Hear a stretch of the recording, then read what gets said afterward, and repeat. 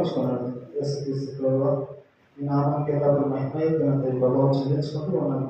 యేసు ప్రభువా, నేను నా నేడు గొప్పలో చూపిస్తూ నేను పూజిస్తూ గణపరుస్తూ నాయన నేనే సహాయం దయచేయమని కూడా పూజించాను. నాయన మరి నేను ఆరోగ్య విషయంలో మీ గణపరిచే విషయంలో మాకు మీ కృపను చూపించింది. ఏ విధంగా నేను ఆరోగించాను, ఏ విధంగా నేను గణపరచాను, ఏ విధంగా నేను మహింపరచాను, ఏ విధంగా నేను కొనియాడాలి, మాతో స్పష్టంగా మాట్లాడడం, సహాయపడడం, కృప చూపించు, కనికరించడానికి కూడా అడగచ్చు. మహిమాగ్రంథ ప్రభావం చెల్లించుకుంటున్నాను. యేసు ప్రభావం అందరినీ స్వాగతంతో యేసు ప్రభావం ఇంకేమైనా మార్గం ఉన్నట్లయితే ఆయన తర్వాత తీసుకురామని మేము ప్రారంభిస్తున్నాం. కృప చూపించు, కనికరించు. ఆయన నీవే సమాధాన కర్తవ్యం అండి. ఆయన నీవే సహాయపడడానికి కూడా మహిమ ఘనత ప్రభావం చెల్లించుకుంటూ ఆలోచించుకున్నట్టు యేసుక్రీస్తు నామములో ప్రార్థించుకుంటున్నాం మా తండ్రి. ఆమేన్.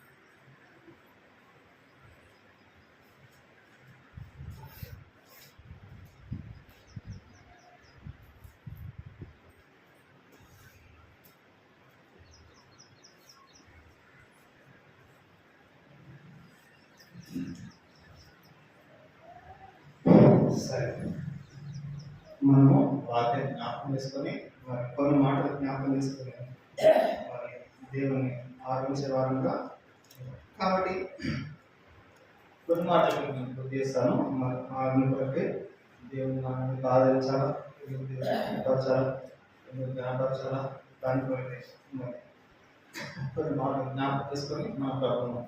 ఆరంభిద్దాం. చూడండి, ఆదికాండం వస్తున్నాను. ఆదికాండం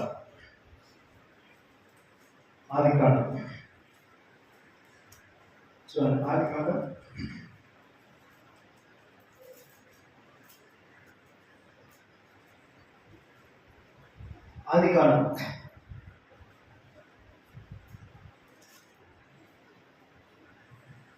చూడండి, ఆదికాండం 37వ అధ్యాయం.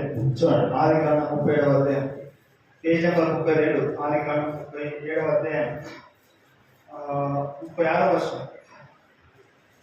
36వ వచనం చూడండి. ఆదికాండము 37వ అధ్యాయం 36వ వచనం. అందరం కలిసి గమనించండి. Page number 32. ఆదికాండము 37వ అధ్యాయం 36వ వచనం. అందరం కలిసి. మిద్యానీయులు ఐగుప్తునకు అతన్ని తీసుకుని పోయి వారి యొక్క ఉద్యోగస్తులను రాజ సంరక్ష సేనాధిపతి అయిన పోతీఫరునకు అతన్ని అమ్మివేసింది. ఎవరు అమ్మివేసారు? యోసేపు మనము యోసేపు చూద్దాం. మరి యోసేపు ఎవరు అమ్మివేయబడ్డాడు? ఎవరు ఎన్నోసార్లు అమ్మివేయబడుతున్నారు యోసేపు ఈ వచనంలో? చూడండి, మరోసారి చూద్దాం. ఇంకోసారి 37వ అధ్యాయం చూడండి. 37వ అధ్యాయం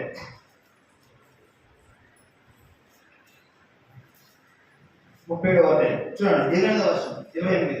అందరం కలిసి చదువుకుందాం.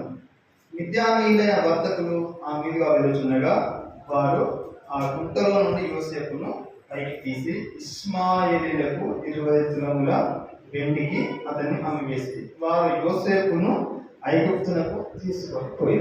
చూడండి నా ప్రియ సహోదరులారా, మరి దేవుని వాక్యం ఏమో తెలుస్తుందంటే యోసేపు ఎవరంటే మరి యాకోబు ఎవరు? యాకోబు కుమారుడు. యాకోబు రాహేలు యొక్క సంతానం. ఎవరు? యోసేపు ఎవరు? యాకోబు. దాని తర్వాత రాహేలు యొక్క సంతానం ఎవరంటే యోసేపు ఎన్నోవాడు? 11వ వాడు. 11వ వాడు యోసేపు. చూడండి, మరి ఈ పరిశుద్ధ గ్రంథంలో మరి ప్రభు అయిన దేవుడు మరి 12 మంది అన్నదమ్ములు. ఎంతమంది? 12 మంది అన్నదమ్ములు. కానీ మరి పరిశుద్ధాత్మ దేవుడు మాత్రం ఎక్కువగా మరి ఎవరి గురించి రాసిపెట్టిందంటే యోసేపు గురించి రాసిపెట్టాడు. ఎవరి గురించి? యోసేపు గురించి మాత్రం రాసిపెట్టాడు. గమనించినట్లయితే ఆదికాండము 37వ అధ్యాయం నుంచి దాదాపు 50వ అధ్యాయం వరకు దాదాపు ఒక 13 అధ్యాయాలు దాదాపు మరి యోసేపు గురించి రాయబడి ఉంటాయి. అంటే యోసేపు యొక్క జీవిత చరిత్ర, యోసేపు యొక్క పుట్టడము, యోసేపు యొక్క మరణము, యోసేపు యొక్క పుట్టుక గురించి, యోసేపు యొక్క మరణం గురించి, యోసేపు ఏ విధంగా జీవించాడు, యోసేపు ఏ విధంగా ప్రభులో జీవించాడు, ప్రభు కొరకు జీవించాడు. దాని తర్వాత అన్నదమ్ముల మధ్య ఏ విధంగా సాక్షాత్తంగా ఉన్నాడు. దాని తర్వాత మరి యోసేపు యొక్క జీవితం యొక్క చరిత్ర ఈ గ్రంథంలో రాసిపెట్టబడి ఆది కాండము, నిర్గమకాండము, లేవియ కాండము, దాని తర్వాత సంఖ్యాకాండము, దాని తర్వాత ద్వితీయోపదేశకాండం. 5 కాండాలు రాసిన వ్యక్తి ఎవరు అంటే చెప్తారా మీరు? ఎవరైనా ఎవరు రాసినాక? మోసే రాసిండు. ఎవరు రాశారు? మోసే రాసిండు. మోసే మరి 5 కాండాలు రాసిండు. దేవుని పిలుపుని బట్టి, దేవుని చిత్తాన్ని బట్టి 5 కాండాలు రాసిండు. అయితే మరి ఆది కాండం వర్షానికి వస్తే, ఆది కాండం యొక్క గ్రంథానికి వస్తే మనము దానిలో మనం కొన్ని తెలుసుకుంటాం. ఎవరి గురించి అంటే ముఖ్యంగా మరి పాపం గురించి తెలుసుకుంటాం. దేని గురించి? పాపం. మొట్టమొదటిగా ఆదాము అవ్వ గురించి తెలుసుకుంటాము. దాని తర్వాత పాపం మనిషికి ఏ విధంగా సంక్రమించింది, ఏ విధంగా పాపం ప్రారంభమైంది, దాని తర్వాత మానవునికి ఏ విధంగా మరణం కూడా ఆరంభమైంది, దాని గురించి మనం తెలుసుకుంటాం. దాని తర్వాత భూమి గురించి, సముద్రం గురించి మనం తెలుసుకుంటాం. అది ఆదాం వరకు కూడా శాతం. దాని తర్వాత హానోకు వస్తాడు. హానోకు తర్వాత ఇంకెవరు వస్తారంటే నోహావు వస్తాడు. నోహావు తర్వాత ఇంకా ముందుకు వెళ్తే ప్రపంచం అంతా మునిగిపోతుంది. ఏమైందాక ప్రపంచం అంతా మునిగిపోతుంది. మునిగిపోయిన తర్వాత నోహావు యొక్క 3 పిల్లలు, 3 బిడ్డలు కలిసి ఏమవుతారు? బ్రతుకుతారు. దాని తర్వాత ఇంకొంచెం మనం పడికి వస్తే ఏంటంటే అబ్రహాం వస్తుంది. ఎవరు వస్తారు? అసలు భూమి మీద అసలు దేవుడు ఏంటంటే మనసును వచ్చుకున్నట్టు. యాక్చువల్గా మనిషిని ఎందుకు సృష్టించిన అంటే ఏ కాలంలో? నోహావు కాలంలో. ఎందుకంటే బాబు ఈ మనిషిని సృష్టించిన, ఈ మనుషులను తయారు చేసినందుకు నన్ను ఎంత బాధపడతాను. ఎందుకు అంత ప్రభువు వచ్చుకున్నంటే మనుషులు చేసిన పాపము ఎక్కడ కండిందంటే ఆకాశం కండిందంట. ఆకాశం కండిందంట. అందుకని మరి దేవుడు మరి నొచ్చుకున్నాడు. ఉదయం నొచ్చుకున్నాడు. ఎక్కడ నొచ్చుకున్నాడు? ఇప్పుడు చూడండి, మన పిల్లలు, కనిపించిన పిల్లలు మనం 15 సంవత్సరాలు 20 సంవత్సరాలు పెంచిన తర్వాత వాళ్ళు మనం నిత్యమాట కాకుండా పరిశ్రమకి జీవించి వాళ్ళు చెడిపోతుంటే, నష్టపోతుంటే మనం ఎంత బాధపడటం సంతోషంగా ఉంటారు. మామూలుగా బాధపడతాం, అవునా కదా? బాధపడతాం. కానీ అదేవిధంగా దేవుడు కూడా మనం ఇంత బాధపడితే మరి ప్రభువైన దేవుడు మనుషుని తయారు చేసిండు, మనిషిని మన మట్టి నుంచి తీసిన వాడిని ఏం చేసిండు? ఆయన జీవాత్మ ఇచ్చి ఊదేళ్ళు, ఆయనకు ఒక స్వరూపం చేసిండు, ఒక తోట ఇచ్చింది ఆయనకు. దాంతో బ్రతుకమని చెప్పిండు, దాంతో సంతోషంగా ఉండమని చెప్పిండు. కానీ మనుషులు ఏం చేసినాడు? తినవద్దని వాళ్ళ పండు తిని ఏమైందంటే ప్రభుకు దూరం అయిపోయినాడు. ఏమైండు?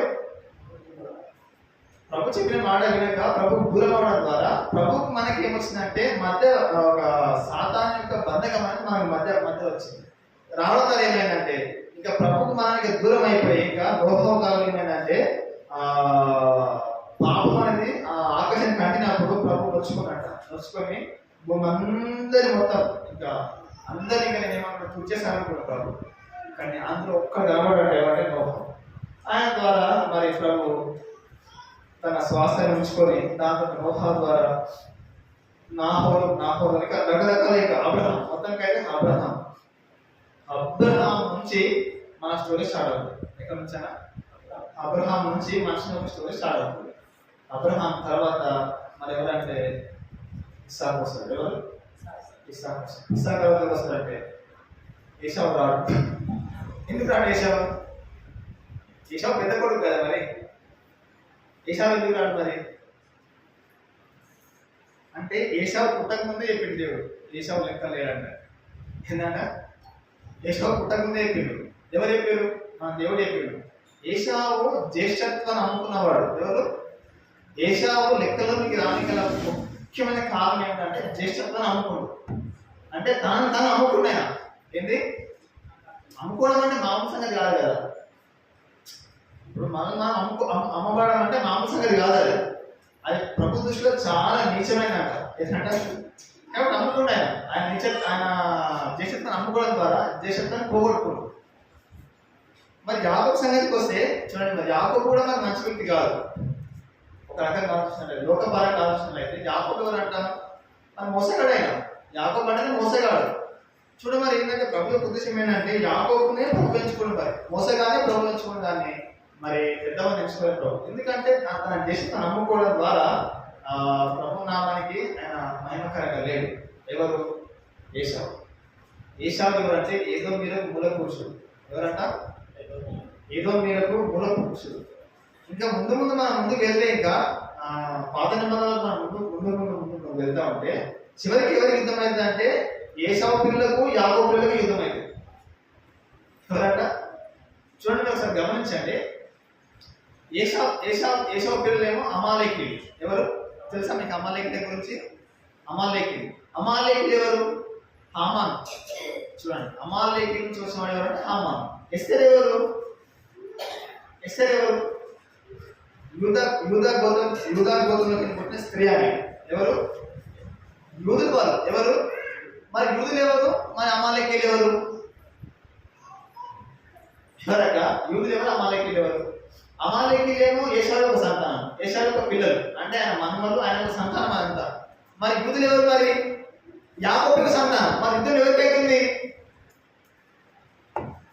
చూడండి ఎస్తేర్ రాసిన మర్చిపోయినట్టు చూడండి ఎస్తేర్ రాసిన చూడండి. అసలు మన టాపిక్ ఏంటంటే యోసేపు. ఇది మన టాపిక్ యోసేపు. అక్కడికి వెళ్తాం. చివరికి ఇక్కడ నుంచి వెళ్ళి అక్కడికి వెళ్తాం. చూడండి ఎస్తేర్ గ్రంథం చూడండి.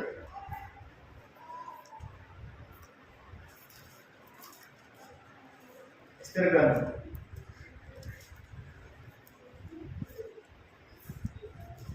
ఎస్తేరు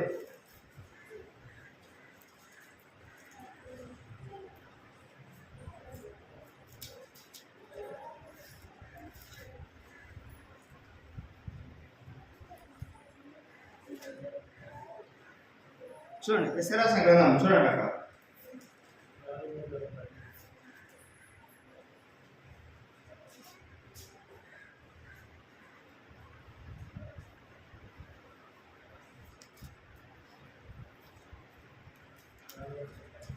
అన్నా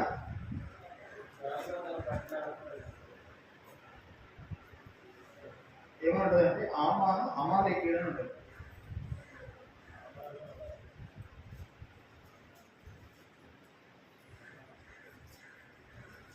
చూడండి దొరికింది.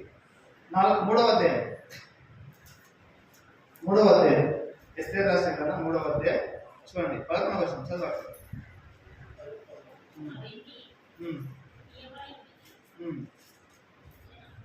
చదవక 4:11 చదువు. ఆ వెండిని గీయబడినది నీ దృష్టికి ఏది అనుకూలమో ఆ జనులకు చేయనట్టుగా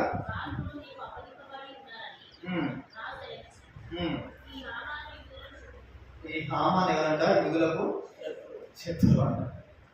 హామాన్ ఎవరు అంటే హామాన్ సంతానం ఎవరి సంతానం అంటే ఏశావు యొక్క సంతానం. ఎవరి సంతానం అంట? ఏశావు యొక్క సంతానం. చూడండి మనం వాక్యం కొంచెం ముందుకు వెళ్ళినట్లయితే ఇంకా మరి యుద్ధాలు ఎవరు జరుగుతాయి అంటే మన దావీదులు జరుగుతాయి, అమాలేకీయులు జరుగుతాయి, అమ్మోనీలు జరుగుతాయి. చూడండి దీని వాక్యం మనకి ఏమని తెలుస్తుంది అంటే మన అంశం ఏమిటంటే యోసేపు. ఏంటంట? యోసేపు ఎవరంటే మరి 11వ వాడు. ఎవరికి 11వ వాడు అంటే మరి యాకోబుకు రాహేలు. ఎవరికంట? యాకోబుకు రాహేలుకు 11వ వ్యక్తి ఎవరంటే యోసేపు. ఆయన మరి 11వ వాడు. ఎందుకంటే మరి రాహేలుకు సంతానం లేదు. యాక్చువల్గా రాహేలు ఎవరంటే యాకోబుకు ఇష్టపడిన వ్యక్తి. ఎవరు? యాకోబు ఇష్టపడిన వ్యక్తి. ఎవరు ఇష్టపడ్డాడు? రాహేలు ఇష్టపడ్డాడు. రాహేలు కోసము 7 సంవత్సరాలు వేసిండు. ఫస్ట్ మొదటి 8 సంవత్సరాలు వేసిండు. 7 సంవత్సరాలు పనిచేసిన ఆమె కొరకు, కష్టపడడానికి కొరకు. దాని తర్వాత ఏమైంది? అలా మామ మోసం చేసింది. ఎన్ని యాకోబు మోసగాడు? ఆయనకు పెద్ద మోసగాడు. ఇంకా ఎవరక? మామ. అలా మామ మోసం చేసిండు. ఎవరిని మోసం చేసిండు? యాకోబు మోసం చేసి ఏం చేసిండు అంటే లేయాని పెళ్లి చేసిండు. ఎవరు పెళ్లి చేసిండు? లేయాని పెళ్లి చేసిండు. లేయాని పెళ్లి చేయడం ద్వారా యాకోబు మోసపోయాడు. ఎవరు మోసపోయారు? ఏంది మా అమ్మ నీకు 7 సంవత్సరాలు తొలుగు చేసిన నాకే నువ్వు ఇట్లా చేసావంటే, మా ఆచారం ఏంటంటే, మా సాంప్రదాయం ఏంటంటే, పెద్ద ఆమె పెళ్లి కాకుండా చిన్న ఆమె పెళ్లి చేయకూడదు. ఏంటంట, అందుకనే నీకు తోసిపుచ్చే నీకు ఈ కార్యం చేస్తాను నేను. నీకు చిన్నవి కూడా నీకే ఇస్తాను, రాహిని కూడా నీకే ఇస్తాను. ఇంకొక 7 సంవత్సరాలు నువ్వు మాకు కొలువు చేయి. ఏంటంట, కొలువు చేయి. ఇంకో 7 సంవత్సరాలు కొలువు చేసిన తర్వాత జరిగింది ఏంటంటే, రాహాయి నుంచి పెళ్లి చేసింది. చూడండి, అందరికంటే ఎక్కువ లేయ కంటే, జిల్ఫా కంటే, ఇంకెవరు బిల్హా కంటే ఎక్కువ ఇష్టపడింది ఎవరంటే రాహేల్. యాకోబు రాహేల్ని ఎక్కువ ఇష్టపడింది. కానీ చూడండి, మనం చూడండి, అందరికంటే ఎక్కువ ఎవరైతే మనం ఇష్టపడతాము వారి ద్వారా మనకు పని కాదు. ఎందుకు తెలుసా?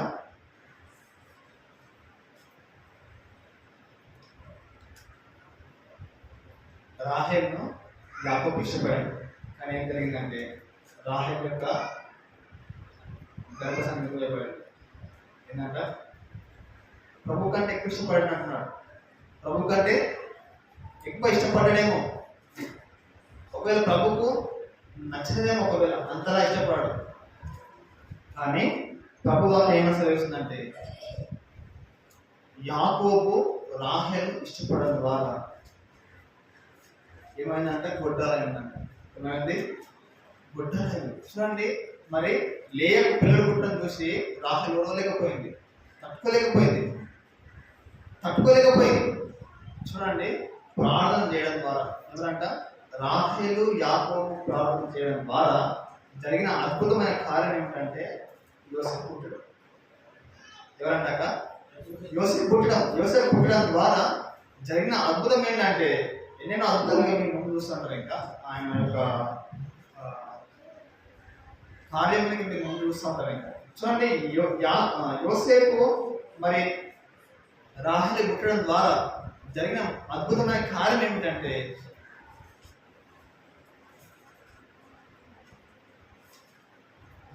ఆయన యొక్క అన్నదమ్ములు అతన్ని అమ్మివేసి, మొట్టమొదటిగా ఇస్మాయిలు కమ్మివేశారు, దాని తర్వాత మిద్యానీయులు కమ్మివేశారు. 2 సార్లు అమ్మబడిన వ్యక్తి ఎవరంటే ఎవరు? యోసేపు. 2 సార్లు అమ్మబడినట. ఆయన అమ్మబడడం ద్వారా ఎన్నెన్నో గొప్ప కార్యములు ఈ 10 మంది అన్నలు చూసి. చివరి వారు ఎవరంటే బెన్యామీన్. ఎవరు చివరి వారు? బెన్యామీన్. చూడండి, మరి అమ్మేసింది, అందరూ కలిసి అమ్మేసారు. ఎవరు అమ్మేసారు? యోసేపుని అమ్మేసారు. యోసేపు అమ్మబడగానే మరి తండ్రి ఆయన చిత్తమై ఏడుస్తున్నట. ఆయన పట్ల ఎంతో మరి ప్రేమ కలిగి ఏడుస్తున్నట. ఎవరు ఏడుస్తారు? యాకోబు. చూడండి ఎట్లా ఏడుస్తున్నారు. చూడండి, ఆదికాండ ప్రసంగ గ్రంథం చూడండి, ఆదికాండ ప్రసంగ గ్రంథం 37వ అధ్యాయం చదవ. 35వ వర్షం చదవక, 37-35.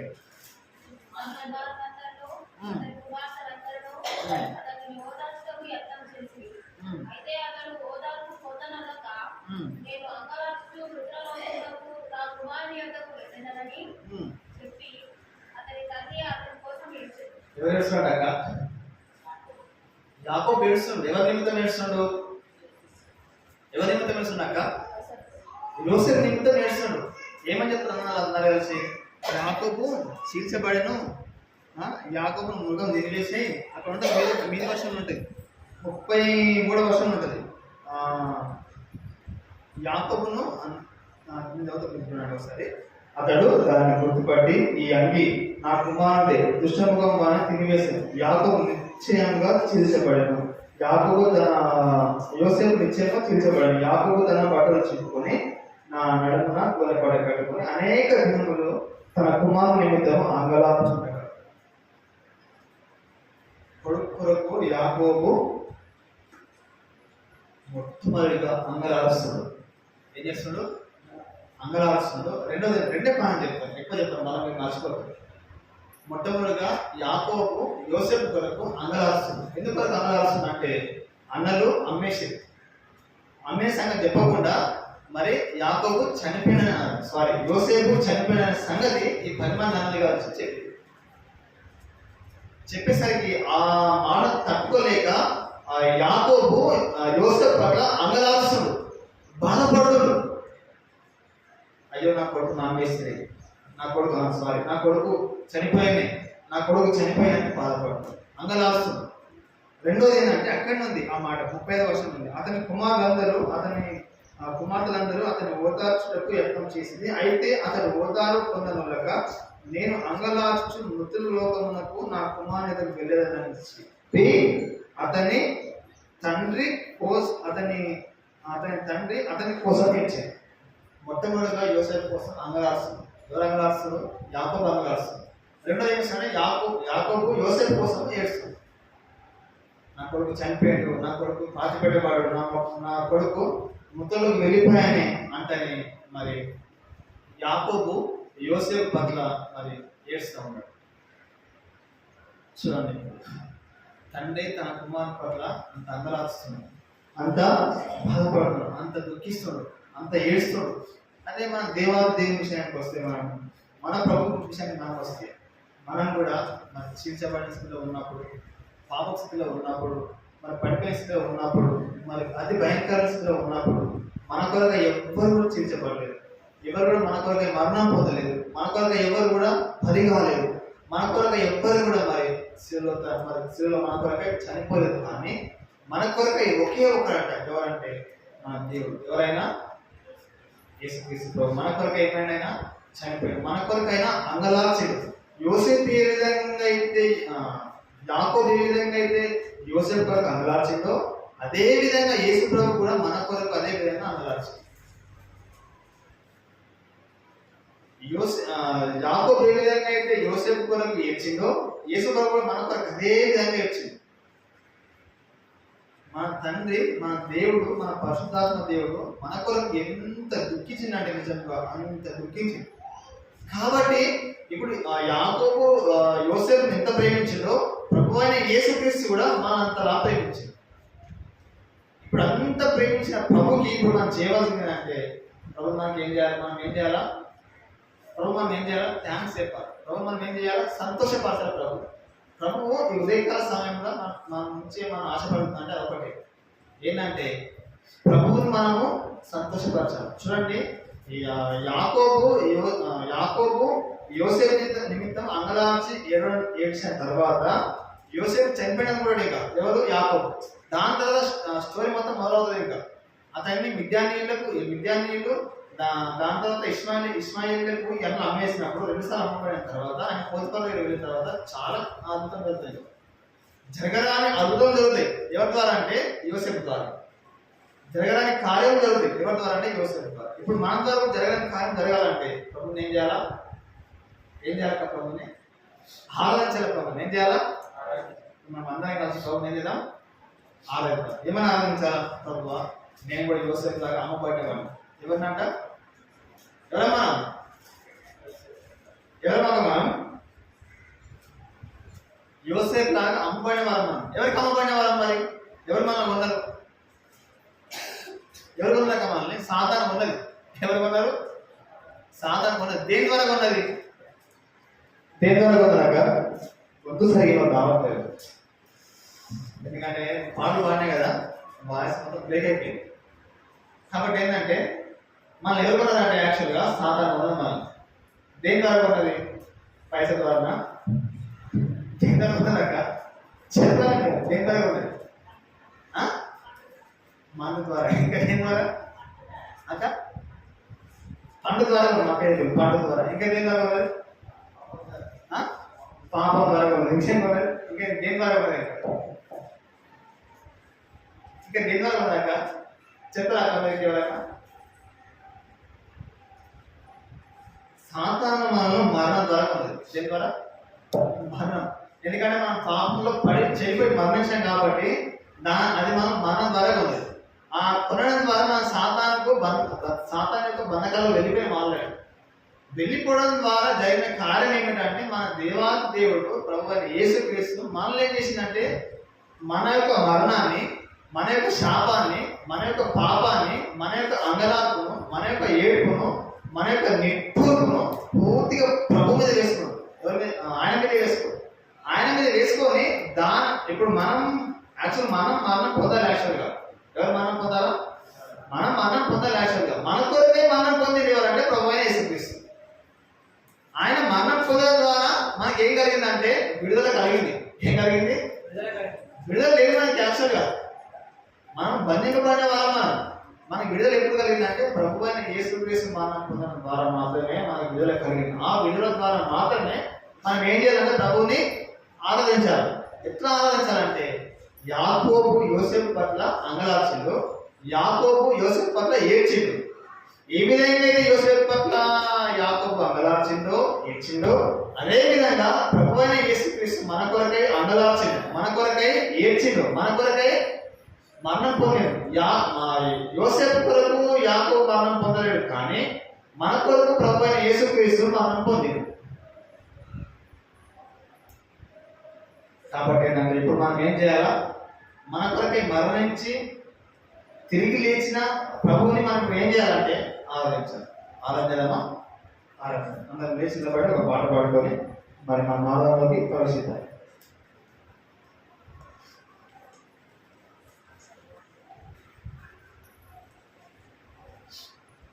చూడము వీక్షణమే అనే పాట వస్తుందా?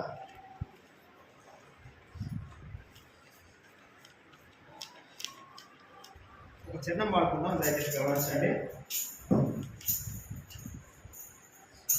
399.